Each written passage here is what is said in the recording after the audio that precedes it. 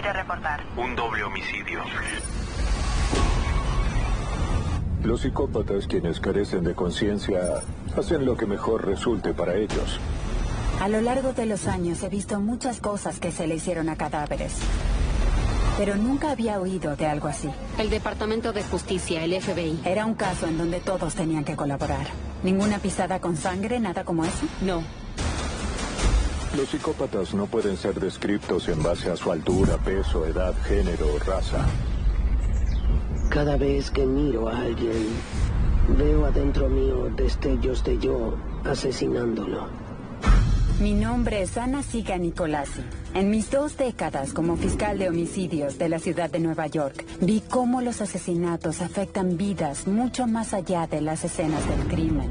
Déjenme llevarlos dentro de la lucha por justicia para víctimas y sus seres queridos. Esto es Justicia por Mano Propia.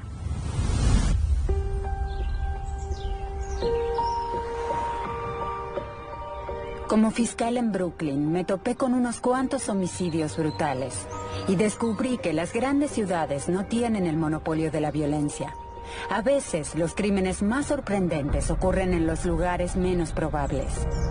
En 2013, la ciudad universitaria de David, California, se vio impactada por las muertes de Claudia Maupin, de 76 años, y su esposo, Chip Northup, de 87.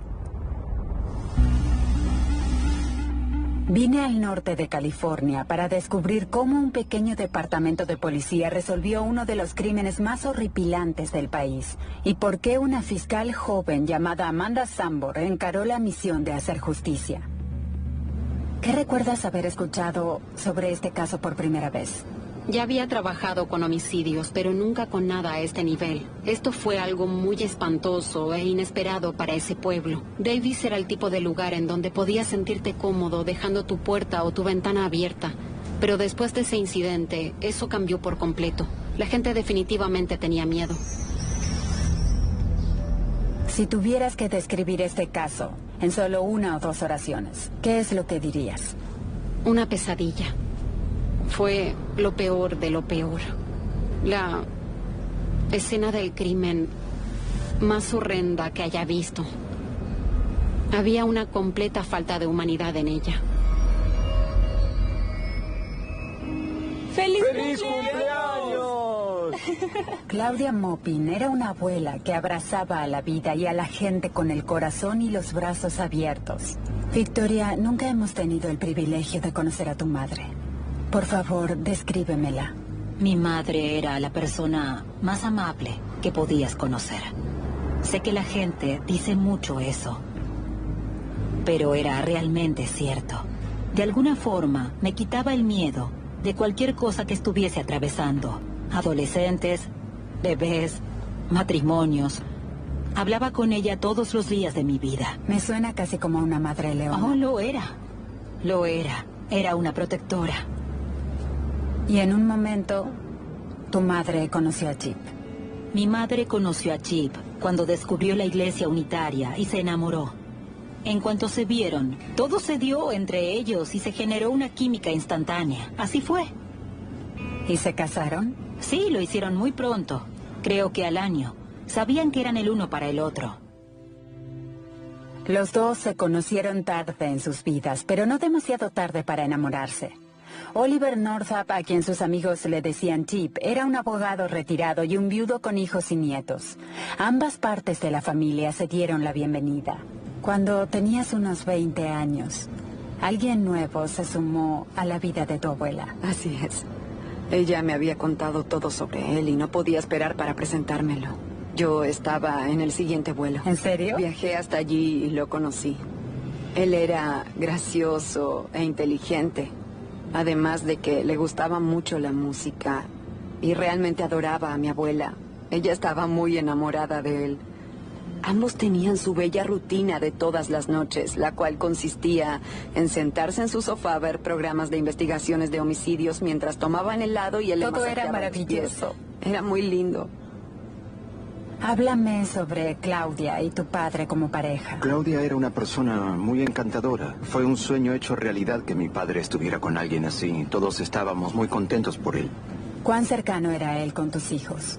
Bueno, se llevaban muy bien, eran muy cercanos. Él los llevaba a rodeos al norte, de excursión o a acampar.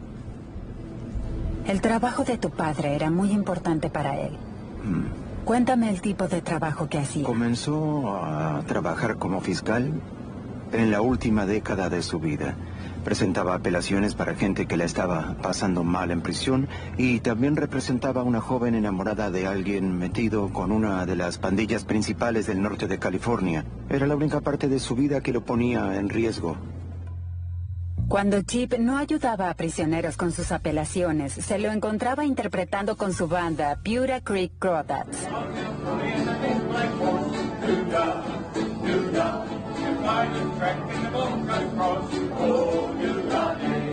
Nunca había faltado a ningún espectáculo hasta el 14 de abril de 2013. ¿Cómo se supo por primera vez que algo no estaba bien? Se suponía que Chip debía ir a dar un concierto el 14 de abril, al cual no fue, lo cual era bastante atípico. Una de las hijas de Claudia estaba en el espectáculo y se dio cuenta de la ausencia, por lo que comenzaron a llamar. Ni Chip ni Claudia contestaban sus teléfonos. Por lo tanto, la hija y su novio fueron al condominio esa noche para ver si estaban en casa y ver qué estaba pasando. Golpearon la puerta varias veces, el periódico todavía estaba bajo la puerta y se dieron cuenta de que tenían que llamar a la policía porque algo no estaba bien. Al día siguiente, ambas partes de la familia se despertaron con una oleada de llamadas alarmantes. Era una mañana de lunes. Vi que había 12 llamadas perdidas de mi hermana en mi teléfono, lo cual era algo muy inusual. Ella había dicho, vi que alguien irrumpió en la casa de mamá y hay 2 cuerpos adentro de la casa. Por lo tanto, nos subimos al auto y condujimos hasta Davis. Recuerdo haber visto furgonetas de la policía y cintas amarillas de escena del crimen por toda la calle.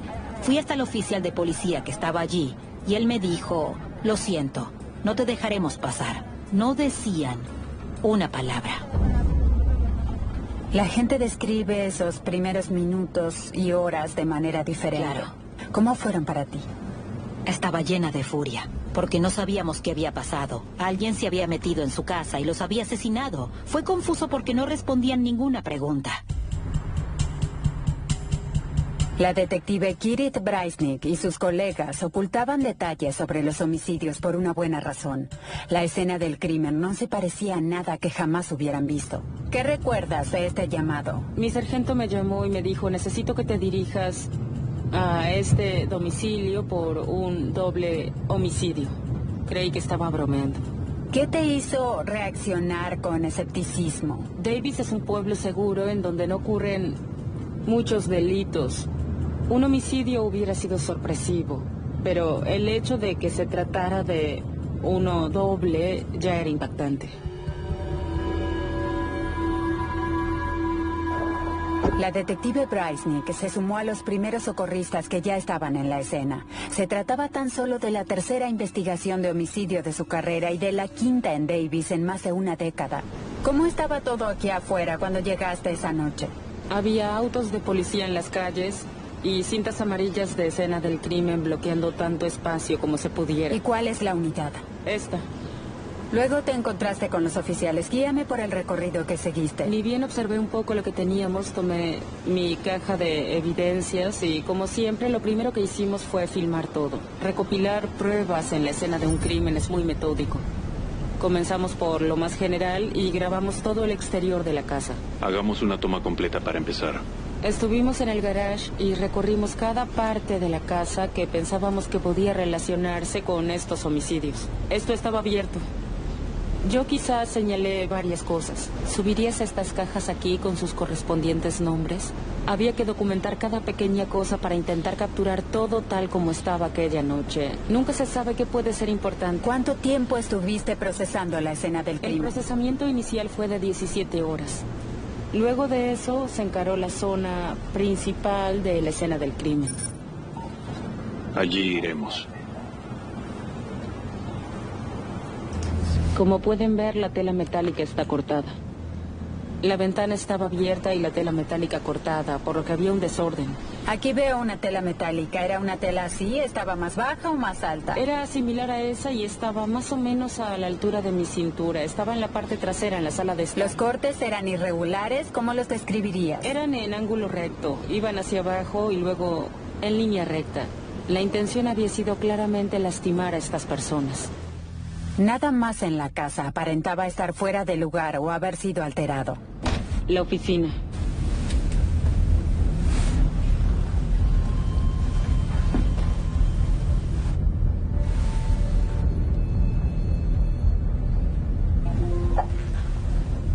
¿Había alguna huella dactilar? No.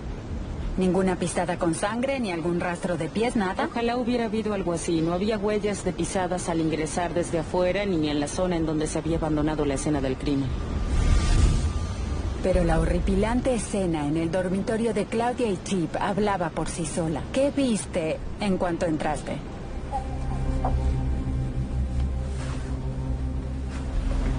Y este es el dormitorio principal. Fuimos desde la sala de estar hasta el dormitorio de las víctimas. Había un hombre y una mujer que aparentaban haber estado durmiendo. Las sábanas habían sido retiradas, por lo que sus cuerpos estaban expuestos. Ambos habían recibido múltiples puñaladas, además de tener aperturas en sus torsos y sus extremidades. Aparentaban haber sido abiertos. Claudia y Chip fueron apuñalados más de 60 veces cada uno. Entonces aquí hay mucho más que la intención de matar. Sí, la magnitud del daño causado a esta gente indicaba una inmensa cantidad de emoción y enojo. Pero esto era mucho más que un ensañamiento. Para mí parecía la obra de un asesino sádico y despiadado, quien muy probablemente iba a volver a atacar. A la policía aún le faltaba hacer el descubrimiento más perturbador de todos. Esas imágenes nunca podrán ser borradas de mi cabeza. En Davis, California, los brutales asesinatos de Claudia Maupin y Chip Northup dejaron a una pequeña fuerza policial en busca de pistas y a una familia desesperada por tener respuestas. Me quebré porque fue cuando me di cuenta de que ella se había ido. Creo que no lo podía asimilar todavía. Me tomó unos días procesarlo, pero mi madre me hizo dar cuenta de que esto era real. Claudia y Chip compartieron su funeral. Así es. Así es. Ella lucía hermosa. Mis hermanas y yo estábamos paradas junto a ella y nos escuchábamos hablando de lo maravillosa que era y cuán agradecidas estábamos por haberla tenido. Discúlpame. Yo sabía que ella estaba con nosotros. Sabía que lo estaba. Y estábamos allí paradas, amándola mucho en ese momento. Luego nos dijimos las buenas noches porque era de noche. Fuimos a apagar las luces de la pequeña habitación y nos fuimos. Pudiste despedir. Así es. Y ella te pudo decir adiós. Claro. Mejor que tuviste ese momento. Gracias. Yo también. Pero mientras la familia se despedía, la casa del asesino tomaba un giro aún más siniestro. Las autopsias de las dos víctimas revelaron evidencia perturbadora. Estos son los rayos X de la autopsia de Chip. Se puede ver el vaso y cuán profundo lo habían ubicado dentro de la cavidad corporal. ¿En el cuerpo? Sí, dentro de la cavidad corporal. Es un vaso de tamaño completo. Se puede ver que no es para nada pequeño. Para nada. Esto se encontró dentro de Chip. ¿Había algo dentro de Claudia? Se halló un elemento dentro de la cavidad corporal de Claudia. Habían tomado un teléfono, un celular que estaba enchufado en la cocina, para hacerle a Claudia algo similar que lo que le hicieron a Chip, ubicándolo en un área similar a donde se había encontrado el vaso dentro de Chip. Por lo tanto, se habían tomado un tiempo con los cuerpos luego de asesinarlos, haciendo cosas como cortarlos, buscar órganos, buscar tejido adiposo. ¿Hubo alguna suposición inicial sobre el significado que estos elementos podían tener? Había muchas hipótesis, pero ¿por qué los habían elegido? ¿En qué aspecto tenían relación con las víctimas? ¿Por qué esas cosas? No sabíamos si se trataba de algo personal entre el asesino y las víctimas o si se había hecho para despistar a la policía. He visto y escuchado sobre muchas cosas que se le hicieron a los cadáveres, pero nunca había oído algo así. ¿Qué me cuentas tú? Fue la primera vez que haya escuchado o visto algo así en un caso. Desde entonces no he tenido un caso en el que haya ocurrido algo similar ubicando algo dentro de un cuerpo. La mutilación post-mortem indicaba que se trataba de un asesino que había sentido placer con el tipo de violencia más depravado, además de haberse asegurado de no dejar ninguna pista. Los investigadores inmediatamente pusieron su mira en 2 sospechosos insólitos. Debido a la cantidad de puñaladas y el patrón que éstas seguían, todos pensaban que podía haber sido un amigo o un familiar que tuviera algo contra ellos, porque esto parecía personal. Y se volvió personal de manera muy rápida a quien la policía tenía en la mira. Algunos de sus nietos habían tenido ciertos problemas de salud.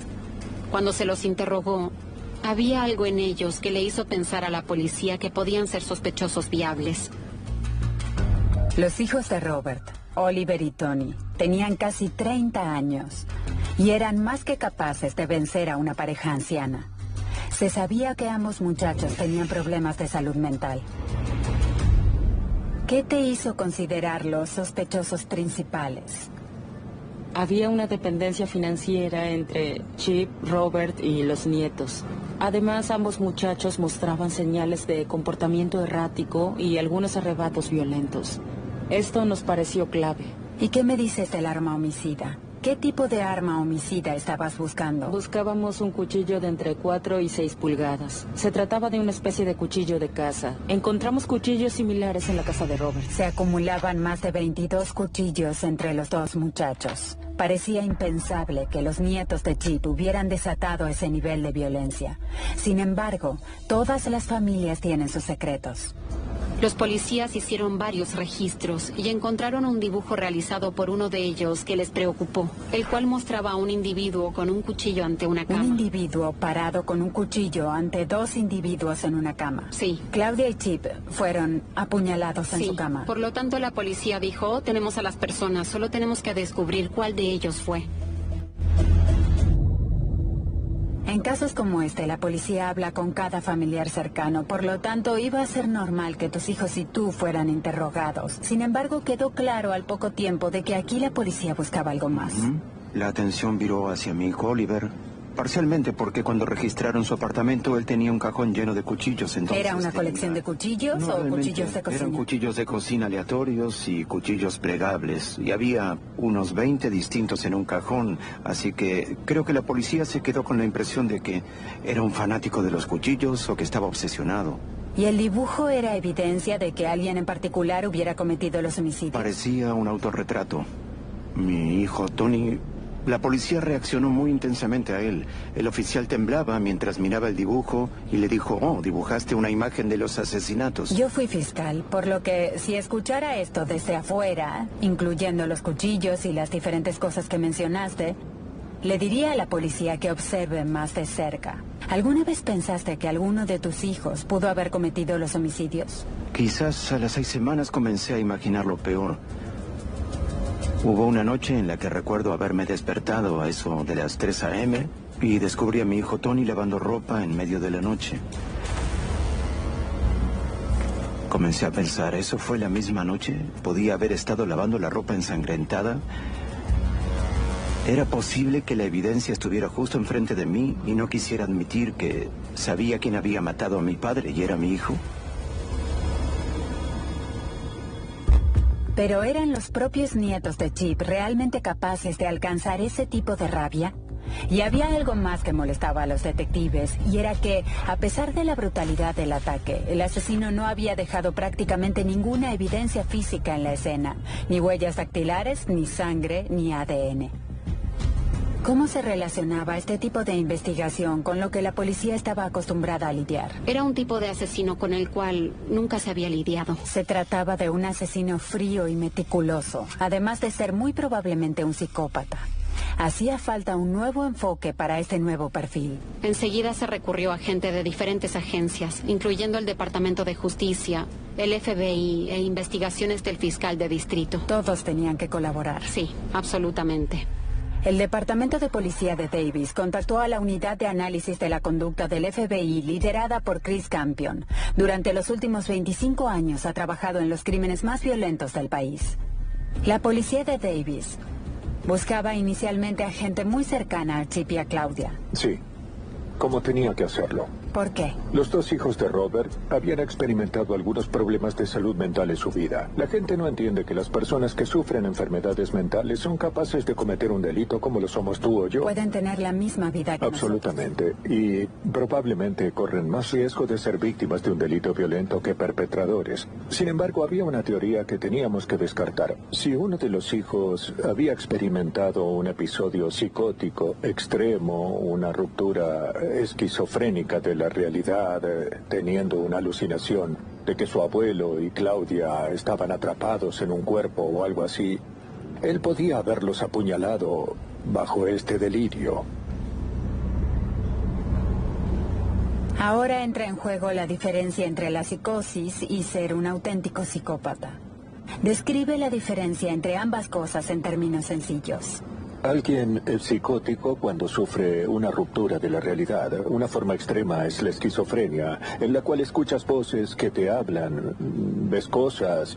Yo podría mirarte y pensar que estoy hablando con una alienígena. Un psicópata es totalmente distinto, ya que conoce la realidad por completo y está en contacto con ella, haciendo lo que sea mejor para él, sin importarle cómo pueda afectar a las personas que lo rodean. ¿Llegó un punto en el cual se pudo descartar a los nietos de Chip o siempre quedaron en algún lugar como una posibilidad?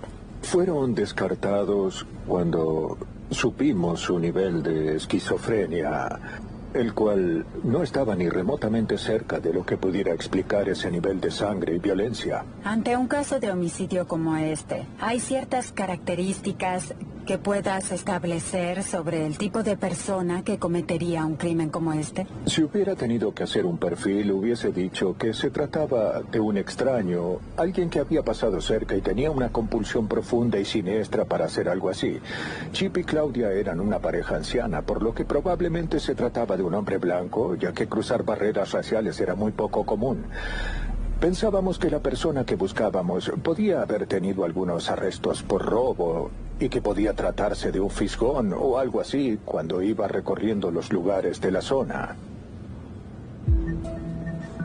La gente habitualmente comienza a preguntarse de inmediato quién, por qué. ¿Cuáles fueron las primeras cosas que se te vinieron a la cabeza con respecto a quién podía haber hecho eso? Lo primero que se me ocurrió fue que podía tratarse de alguien que tuviera algo que ver con Chip.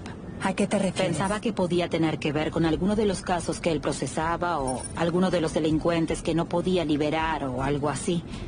Él podía ser arisco a veces, por lo que pensé que podía tratarse de alguien a quien le había caído mal. Si esto tenía algo que ver con el historial de Chip como abogado, la lista de sospechosos podía ser inmensa debido a que la gente que él había representado debía ser numerosa. Había bastantes, de muchas procedencias diferentes. Chip había estado realizando apelaciones de manera bastante reciente y una de ellas involucraba a una persona de la mafia mexicana. Ciertamente era una posibilidad, algo que ameritaba ser tenido en cuenta. Uno no puede ponerse ante ojeras, sino que tiene que estar abierto a todas las pistas que arroja la investigación. Una de las cosas que nosotros recomendamos, con la cual la policía de Davis estuvo de acuerdo, fue hacer una investigación a fondo en el barrio. ¿Qué significa eso? Llevamos a oficiales de la fuerza de la zona de Sacramento y unos 25 agentes del FBI experimentados e investigamos a fondo en el barrio.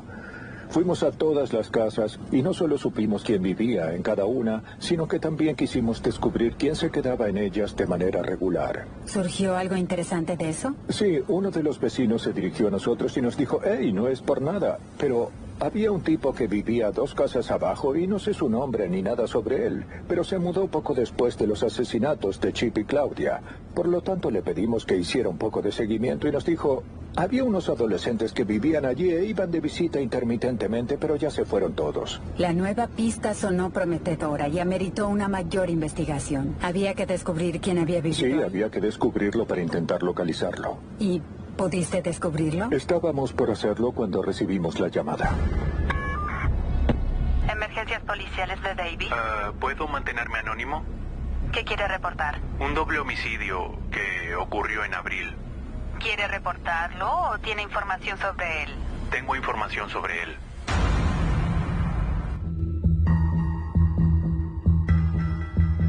Los crueles homicidios de Claudia Maupin y Chip Northup dejaron a los investigadores con el perfil de un asesino frío y calculador, hasta que recibieron el misterioso llamado telefónico de un informante que alegaba tener información sobre los asesinatos. La persona que lo hizo me contó todo paso a paso. Cuando hablaste con él por primera vez, ¿qué te dijo? Habló de los objetos que estaban dentro de los cuerpos, las múltiples puñaladas, de muchas cosas que eran de conocimiento exclusivo de la policía. ¿Quién fue la persona que llamó? Su nombre era Álvaro Garibay. ¿Qué pasó luego de que supiera su identidad? Le preguntaron, ¿quién es este amigo tuyo del que estás hablando? Ahí mencionó a Daniel Marsh. Daniel Marsh, de 15 años, era un estudiante de escuela secundaria en Davis y un solitario que tenía a Garibay como uno de sus únicos amigos. Daniel no tenía antecedentes penales ni encontronazos previos con la ley. Sin embargo, se lo había descubierto llevando un cuchillo a la escuela. ¿El nombre de Daniel Marsh había surgido en tu investigación? No, no era para nada relevante en este caso. Abrió los estómagos de ambas personas. Insertó un teléfono en la mujer y un vaso en el tipo. Álvaro Garibay conocía detalles muy específicos que nunca se habían divulgado, por lo que había dos posibilidades. ¿Estaba diciendo con precisión lo que Daniel Marsh le había contado sobre esas cosas? ¿O él las había realizado? ¿Cuál creías que era la probabilidad de que esta fuera información certera y no una venganza por la cual a veces surgen personas que alegan saber quién cometió un asesinato? Me pareció muy probable que estuviéramos en el camino correcto. La persona que llamó había dado algunos detalles que solo el asesino podía conocer. En cualquier investigación intentamos retener información que solo puede saber alguien que estuvo en la escena o que la escuchó directamente del agresor. Él dijo que Daniel Marsh le había contado esto unos días después del crimen, pero ya habían pasado 2 meses. ¿Qué explicación dio por haber esperado todo este tiempo? Estaba aterrado. Le tenía miedo a Daniel Marsh, además de preocuparle qué podía pasar si revelaba el secreto. También tenía miedo de lo que Marsh podría hacer luego. Pero esta persona de 15 años ¿realmente encajaba en el perfil del FBI de un asesino sádico? Chris Campion estaba decidido a descubrirlo. Uno de los miembros de nuestro equipo, un analista de inteligencia, descubrió que Daniel tenía una cuenta anónima en la red social Tumblr, en donde había un poco de pornografía. Había quizás 3 imágenes pornográficas y el resto estaba completamente enfocado en cosas sangrientas. ¿Qué tipo de cosas sangrientas? Todo lo que te puedes imaginar, desde accidentes automovilísticos hasta gente horriblemente mutilada y descuartizada, pasando por videos yihadistas y soldados estadounidenses recibiendo disparos o explotando debido a bombas. La policía no pierde tiempo en llevar a Daniel Marsh a un interrogatorio. Cuidadosos de no revelar de inmediato sus intenciones, los policías le informaron a Marsh que tenían que hacerle preguntas sobre el incidente del cuchillo en la escuela. El subsiguiente interrogatorio ofreció un inusual atisbo a una mente depravada. Antes de este interrogatorio, ¿cuáles fueron algunas de las cosas que pensaste antes de sentarte frente a él con respecto a cómo ibas a encarar a este joven? Bueno, en cada interrogatorio que hacemos intentamos meternos en la mente de la otra persona. Afortunada o desafortunadamente yo ya tenía experiencia con personas con obsesiones y pensamientos macabros. Observemos aquí. Y mientras hablabas con él, no solo escuchabas sus palabras, sino que también lo observabas. Sí. Él no se afectaba mucho, su voz no variaba y no demostraba estar muy animado. Hola, tú debes ser Daniel. Sí. Soy Chris Campion. Un gusto. Él se quitaba las pelusas cuando le incomodaba algo de lo que hablábamos, rompía el contacto visual y observaba su ropa para quitarse pelusas imaginarias de ella. Como fiscal, me he enfrentado a un buen número de sospechosos de homicidio. Lo que veo en el lenguaje corporal, la manera de arreglarse la ropa y la falta de contacto visual de Daniel no es miedo ni remordimiento, sino señales de evasión. Las personas capaces de cometer asesinatos como los de Claudia y Chip son generalmente muy inteligentes, más allá de su astucia y lo que sea que haya en sus cabezas. ¿Cómo percibiste a Daniel Marsh en ese aspecto? Daniel era muy inteligente, estaba muy preparado y se mostraba muy seguro. Había planeado cómo poder explicar todo. ¿Alguna vez entraste a esa casa independientemente de que ellos estuvieran allí o no? Fui una vez, ni bien nos mudamos. Bueno, ¿en qué circunstancia? Vecinos, conociendo vecinos, como para que ellos nos dieran la bienvenida. ¿Cuándo viste que eso empezó a cambiar? Lo enfrentamos con una mentira que había dicho con respecto a cómo se había metido en la casa de una chica que estaba entre los amigos de él que habían informado esto. ¿Cómo te metiste en la casa? Por la parte de atrás. Cuando le pregunté eso, mintió. Yo sabía que se había metido por la puerta del perro. Entonces, ¿entraste por la puerta de atrás? ¿Por qué mientes sobre ello? ¿O por qué ella nos daría un relato totalmente distinto sobre este último contacto, Dan? ¿Cómo entraste? Di la verdad. Entré por la puerta del perro. Está bien. Y ella informó que él se había parado frente a ella en el medio de la noche en una ocasión. Tú me cuentas eso y solo puedo pensar que algo empieza a encajar porque al haberse metido en la casa de su amiga y parado frente a la cama, eso debe haber sido quien le hizo eso a Claudia y a Chip. Hizo lo Absolutamente. mismo. Él no reaccionó bien cuando lo enfrenté con esto. Estás arruinando mi vida. ¿Por qué yo? No estoy arruinando tu vida, sino intentando resolver un homicidio, un doble homicidio. Y si lo hiciste, te entenderé y estaré para intentar que otra gente lo entienda, porque lo comprenderé. Necesito ayuda. Bueno, ese es el primer paso. Volvamos a la primera vez en que pensaste en matar a alguien. ¿Hace cuánto fue? Cuando tenía 10 años pensé en matar a la mujer por la que mi padre había dejado a mi madre y luego lo planeé. Le iba a cortar la garganta. Lo que dijo fue cuando él tenía 10 años. ¿Cuál fue la próxima vez que recuerdas haber pensado en matar a alguien? Esto se tornó más intenso en 9º grado. Cada vez que miro a alguien, puedo ver adentro mío destellos de yo asesinándolo. Bueno. Esa noche no lo soporté más. Tenía que hacerlo. Perdí un poco el control.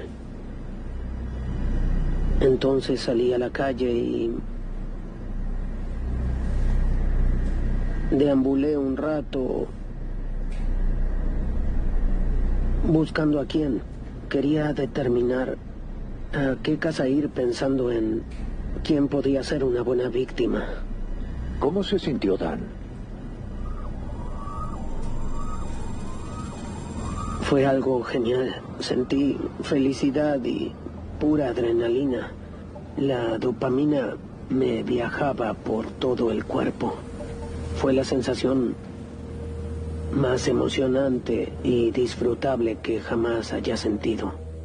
En el transcurso de 5 horas, Daniel Marsh confesó en detalle los homicidios de Claudia y Chip. ¿Cuál fue el significado de ubicar esos objetos dentro de sus cuerpos?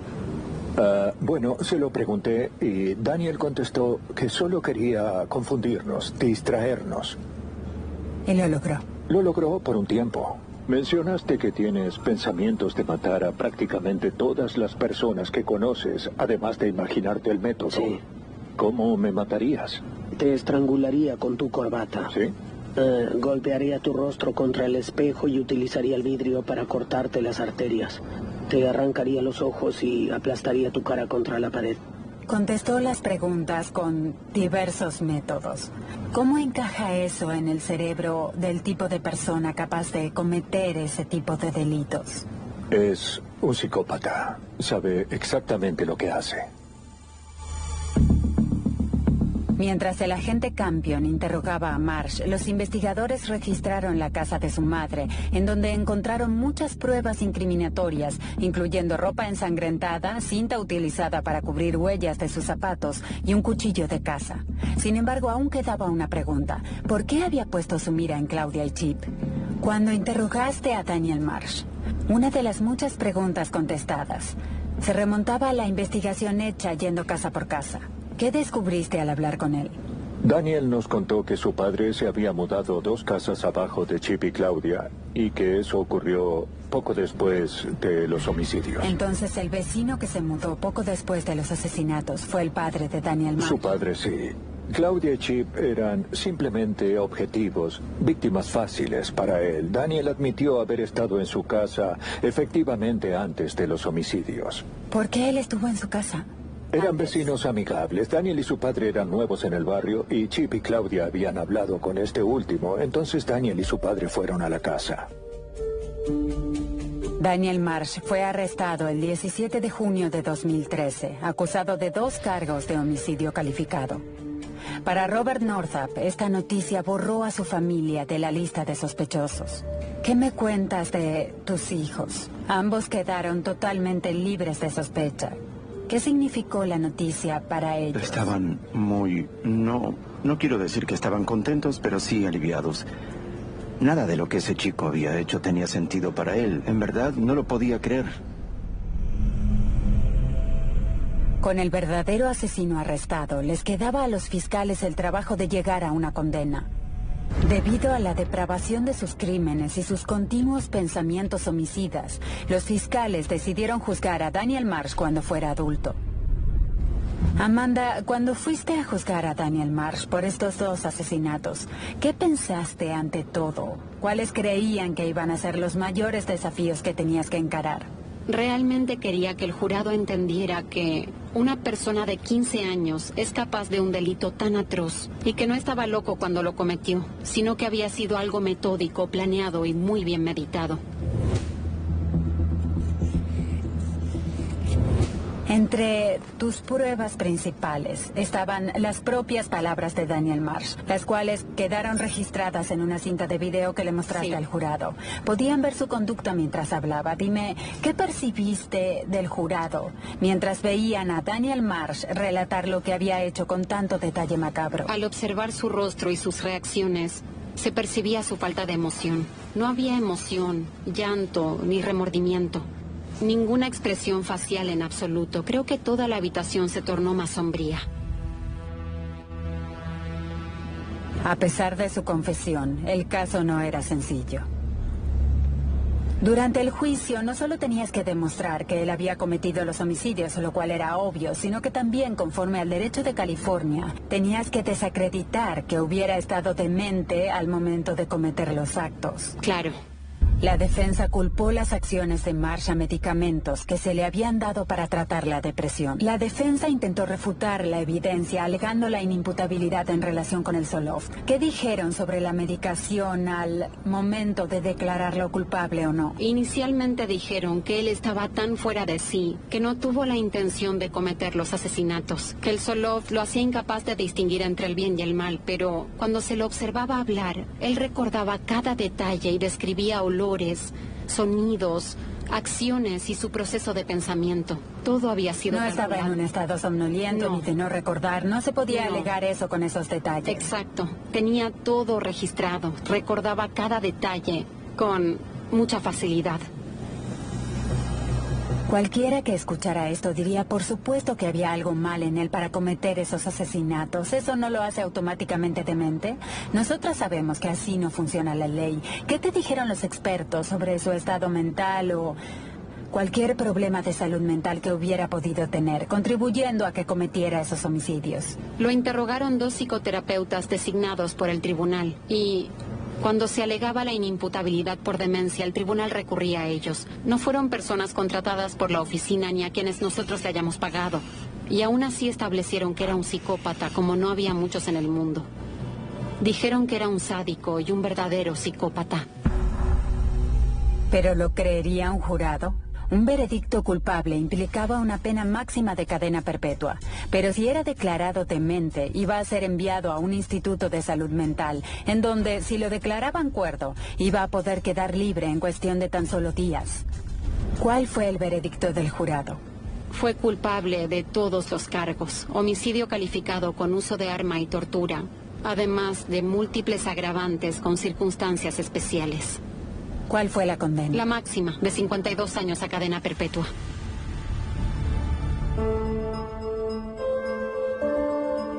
Para las afligidas familias de Chip y Claudia, el veredicto les hizo sentir que se había hecho justicia, dándoles la impresión de que su larga pesadilla había llegado a su fin. Cuéntame, ¿qué piensas de los fiscales? Significó todo para mí y para nuestra familia, que ellos no toleraran nada. Eran rudos. Amanda estaba convertida en un dragón, ofreciendo una refutación para todo de manera afilada, rápida y feroz. Para la mayoría de la gente, cuando llega el momento en lo que respecta al sistema de justicia penal, todo termina. No en nuestro caso.